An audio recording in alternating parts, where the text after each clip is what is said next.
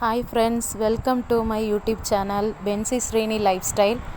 இது வந்து கர்நாடகா ஸ்டேட்டில் ஒரு ஹவுஸ் வார்மிங் ஃபங்க்ஷனுக்கு போகிற வழியில் நாங்கள் பார்த்த ரசித்த விஷயங்களை உங்கள் கூடயும் பகிர்ந்துக்கணுங்கிறதுக்காக இதை வந்து உங்களுக்கு காமிக்கிறேன். இது போகிற வழியில் ரொம்ப நாள் கழித்து ட்ராவல் பண்ணும்போது பார்த்த பச்சை பசேன்னு அனுபவங்கள் எல்லாமே உங்களுக்கு காமிக்கிறேன். நானும் பாப்பா என்னோடய ஹஸ்பண்ட் எல்லாருமே சேர்ந்து போனோம். பைக்கில் ட்ராவல் பண்ணும்போது ஒரு விதமான சந்தோஷம் தாங்க. ஃபேமிலியாக போகும்போது நீங்களும் அந்த மாதிரி நினச்சிருக்கீங்களா? அது போகிற வழியை தான் உங்களுக்கு காமிக்கிறேன். போகிற வழி ஃபுல்லாகவே ஒரே மரம், செடி, கொடி, ஒரே மலை, ஃபுல்லாகவே ஒரு மாதிரி டூரிஸ்ட் பிளேஸ் மாதிரி ஒரு மாதிரி அட்ராக்டிவாக இருந்துச்சு. ஒரே தேக்கு தோப்பு, அதுக்கப்புறம் காஃபி தோட்டம், இந்த மாதிரி தான் இருந்துச்சு. அப்படியே நாங்கள் வந்து வீட்டுக்கு என்ட்ரு ஆகிட்டோம். அதுக்கப்புறம் அங்கே உள்ளே வந்து போனால் ஒரு ஹாலு, பூஜை ரூமு, ஒரு கிச்சன், அந்த மாதிரி உள்ளேருந்தே ஸ்டெப்ஸில் மேலே பெட்ரூமு அந்த மாதிரி செட் பண்ணியிருந்தாங்க. என்ட்ரானோடனே ஃபஸ்ட்டு இங்கே வந்து அவங்க குலதெய்வம், அவங்க தெய்வத்தெல்லாம் வச்சுருக்காங்க. ஃபஸ்ட்டு அதுக்கெல்லாம் பூஜை பண்ணிவிட்டு அப்புறமா தான் உள்ளே வந்து எல்லாருமே போய் எல்லாமே பார்க்குறாங்க. நானும் அந்த மாதிரி தான் அங்கே வந்து போனோம். அவங்க எல்லாருமே இந்த பக்கம் பின்னாடி வரைக்குமே வீடியோ எடுத்துகிட்டு இருந்தேன். அப்போ வந்து என்னென்னா, பின்னாடி ஓடு போட்டு அந்த காலத்து ஸ்டைலில் அடுப்பு வீடு, உள்ளேருந்தே புகை போகிற மாதிரி, வெந்நீரெல்லாம் போட்டுப்பாங்கள்ல, சுடு தண்ணிலாம் போட்டுக்கிற மாதிரி உள்ளே செட் பண்ணியிருந்தாங்க. ரொம்ப அழகாக இருந்துச்சு வீடு. அதே மாதிரி அவங்களோட பழைய வீடு பின்னாடி இருந்துச்சு. அதெல்லாம் ஒன்றும் உடைக்கவே இல்லை. முன்னாடி உள்ள வீடு மட்டும்தான் அந்த மாதிரி கட்டியிருந்தாங்க. நல்லா ட்ரெடிஷ்னலாக சூப்பராக கட்டியிருந்தாங்க. பூஜை ரூமு எல்லாமே சேர்த்து ரொம்ப அழகாக கட்டியிருந்தாங்க வீடு. இந்த அவங்க எல்லோரும் இப்போ தான் வந்து உள்ளே வர்றவங்க ஒருத்தங்களா போயிட்டுருந்தாங்களா, அதனால தான் பல ஆட்களுக்கு இடையில தான் இந்த வீடியோ எடுத்தேன். அதனால் எல்லோரும் போயிட்டு வந்துட்டுமா இருப்பாங்க. அப்படியே மேலே ஸ்டெப்ஸில் போயிட்டு மேலேருந்து அந்த பெட்ரூமு இதெல்லாமே உங்களுக்கு வந்து காமிக்கலாம் அப்படின்னு சொல்லிட்டு போனோம். அப்போ தான் ஸ்டெப்ஸில் மேலே போயிட்டு டபுள் பெட்ரூமு மேலேருந்து அப்படியே கீழே பார்க்கும்போது ஒரு மாதிரி ரொம்ப அழகாக இருந்துச்சு.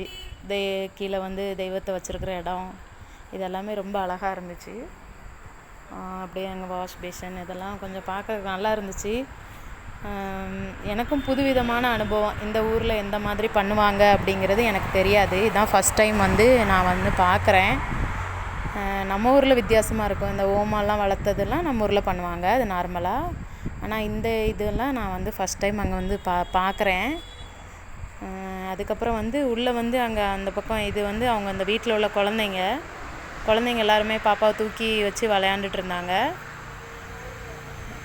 இது அவங்க கிச்சனு.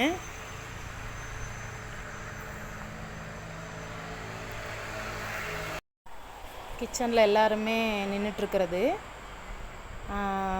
அப்படியே இந்த பக்கம் வந்தால் எல்லோரும் வரதும் போகிறதுமா பாப்பா வச்சிட்ருந்தா, குட்டி பாப்பா. அவங்க குழந்தைங்க எல்லாருமே நல்லா தெரிஞ்ச குழந்தைங்கன்னொன்னே அவங்க கூட போயிட்டா சீக்கிரமாகவே. அவங்களும் எடுத்து விளையாண்டுட்டு இருந்தாங்க. மற்ற டைமில் இருக்கவே மாட்டா, அன்றைக்கி ஏதோ இருந்தா. அவங்க எல்லாருமே வச்சு விளையாண்டுட்டு சந்தோஷமாக சிரிச்சுட்டு இருந்தாங்க. இவங்க தான் விசேஷத்துக்கு கூப்பிட்டவங்க. அதாவது வெளியூர்லேருந்து நம்ம வந்திருக்கோங்கிற பாரபட்சம் இல்லாமல் நல்ல விதமாக பழகுறாங்க, அதுதான் முக்கியம். அப்புறம் இந்த கிச்சனில் வச்சுருந்த இது வந்து எனக்கு வித்தியாசமாக இருந்துச்சு. உள்ளவே வந்து நம்ம ஊரில் இந்த அவங்க வந்து கலச பூஜை மாதிரி பண்ணிவிட்டு அப்புறமா இந்த அடுப்பு பூஜைலாம் பண்ணிவிட்டு அதுக்கப்புறம் வந்து இந்த விளக்கமாரெல்லாம் வச்சுருந்தாங்க. அது வந்து தெய்வம் மாதிரி இங்கே வச்சுட்டு ஃபஸ்ட்டு கும்பிடுவாங்க அம்மாலாம். இது மேலே வந்து கொஞ்சம் டீப்பாக வந்து அந்த கிச்சன் மேலே வந்து அந்த பெட்ரூமு இதெல்லாம் உங்களுக்கு வந்து காமிக்கணுங்கிறதுக்காக திரும்ப ரிட்டன் ஒன் டைம் வந்து போயிட்டு ஃபோக்கஸ் பண்ணி எடுத்தது தான். டபுள் பெட்ரூமு மேலே வந்து அங்கே பால்கனி மாதிரி செட் பண்ணி கீழே எல்லாருமே வந்திருந்தவங்க எல்லாருமே அங்கே உட்காந்துருந்தாங்க.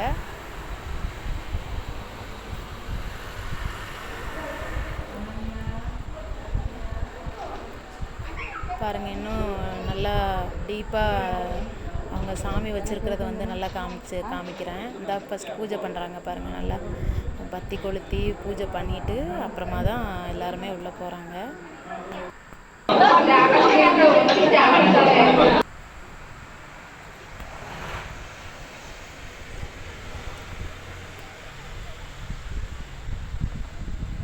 அப்புறம் அவங்களோட பின்னாடி பகுதிக்கு நாங்கள் போயிட்டோம். பார்த்துட்டு இது பின்னாடி தோட்டம் இதெல்லாம் வச்சுருந்தாங்க. அங்கே அப்படியே அந்த தோட்டம்லாம் பார்த்துட்டு அதில் நின்று ஃபோட்டோ எடுக்கலாம் அப்படின்னு சொல்லிட்டு போயிட்டு நின்று பாப்பா கூட நாங்கள் போயிட்டு நின்றுட்டு ஃபோட்டோ எல்லாம் எடுத்துகிட்டு இருந்தோம். அது பின்னாடி பார்க்குறதெல்லாம் காஃபி தோட்டம் பின்னாடி இருக்குது பாருங்கள்.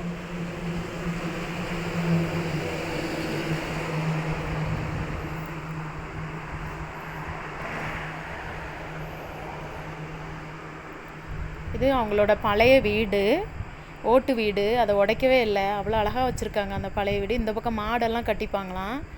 அந்த வீடு குட்டியாக இருந்தாலும் அவ்வளோ அழகாக இருக்குது. அந்த வீட்டில் வளர்ந்து வந்தவங்க தான் 2 பேரும், ஒரு பையன் ஒரு பொண்ணு. அந்த அக்கா தான் எனக்கு பழக்கம். அப்புறம் அவங்க 2 பேருமே நல்ல விதமாக செட்டில் ஆகிருக்காங்க. ஆனால் வந்து என்ன சொல்கிறது, நம்ம ஊர்லலாம் கொஞ்சம் வசதி வாய்ப்புகள்லாம் வந்தால் ஒரு சில பேருக்கு கண்ணே தெரியாமல் போயிடும். ஆனால் இங்கே நம்ம எங்கேயோ இருந்து வந்து நம்ம வேலை வாய்ப்புகளுக்காக வந்து இருந்தாலுமே நம்ம கூட அவங்க பழகுற விதம் வேறு மாதிரி இருக்குது. நல்ல விதமாகவே பழகுவாங்க. இது வரைக்கும் என் கூட அப்படி தான் எல்லாருமே பழகியிருக்காங்க. இது அவங்களோட வீடு, குட்டியாக உள்ளே இருந்தாலும் ரொம்ப அழகாக இருந்துச்சு. அந்த வயலில் உள்ள நெல் இதெல்லாம் வைக்கிறதுக்கெல்லாம் ஃப்ரண்ட்டில் முன்னாடி வச்சுருந்தாங்க.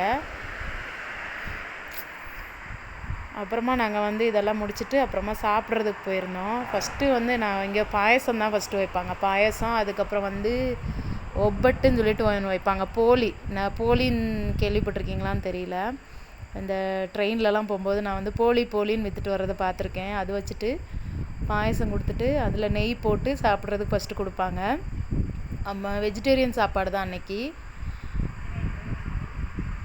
விதவிதமான சாப்பாடு இருந்துச்சு. எல்லாம் சாப்பிட்டு எல்லாம் முடிச்சுட்டு என்ஜாய் பண்ணிவிட்டு அப்படியே நாங்கள் வந்துட்டுருந்தோம். வர்ற வழியிலையுமே ஒரே சப்போட்டா தோட்டம், ஒரே தென்னை மரம். அதாவது ரொம்ப நாள் கழித்து ஒரு நல்ல ஒரு நேச்சுரலான உள்ள ஒரு வைப்பாக இருந்த மாதிரி இருந்துச்சு. ரொம்ப சந்தோஷமாக என்ஜாய் பண்ணிட்டு வந்தோம். ஒரே வயல், நெல் போட்டிருந்தாங்க.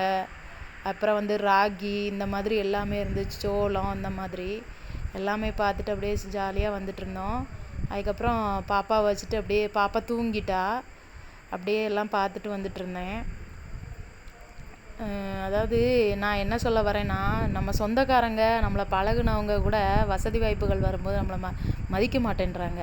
நம்ம கூட பிறந்தவங்க கூட சில பேர் வந்து நம்மளை காயப்படுத்துகிறாங்க. ஆனால் நம்ம எங்கேயோ இருந்து வந்து பொழைப்புக்காக வேறு ஊரில் போய் இருந்தாலும் அவங்களோட வாழ்க்கையில் எவ்வளோ பெரிய முன்னேற்றத்தை அடைஞ்சிருந்தாலும் அவங்க நம்ம பழகுன விசுவாசத்துக்காக நம்ம கூட ரொம்ப நல்ல விதமாக பழகுறாங்க. அதுதான் முக்கியங்க.